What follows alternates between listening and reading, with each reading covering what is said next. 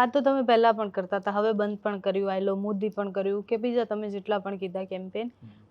આ કોકરોચ જનતા પાર્ટીનું નામ કેમ? કારણ કે અત્યારે બહુ ચર્ચામાં છે અને સોશિયલ મીડિયા પર એકદમ આંધી લાવી દીધી છે. એ નામથી વધારે ચર્ચામાં આવશો એટલે વિચારો ઘણા બધા હોય, હમ, કોઈ વિચાર લોકોમાં પકડાય છે. હમ, આ એક ગુસ્સો હતો યુવાનોનો ખાસ કરીને, હમ, કે મને કોકરોચ કહ્યા, બેરોજગારોને કોકરોચ કહ્યા, સોશિયલ એક્ટિવિસ્ટને, મીડિયા એક્ટિવિસ્ટને કોકરોચ કહ્યા, એવો એક મેસેજ ગયો અને એના આધારે એ કોકરોચ શબ્દ આધારે કટાક્ષનું એક કેમ્પેન શરૂ થયું અને કટાક્ષના માધ્યમથી લોકોએ એનું સમર્થન કર્યું.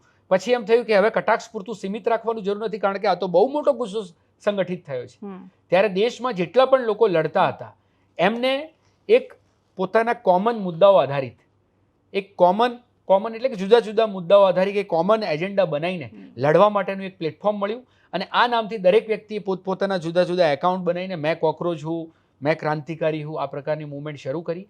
અમે પણ ગુજરાતમાં જે યુવાનોને જોડી શકાય એવા માધ્યમને સમર્થન કરીને, એમના 5 મુદ્દાઓને સમર્થન કરીને અહીંયા ગુજરાતમાં 6 મુદ્દાનો એક મેનિફેસ્ટો જાહેર કર્યો છે.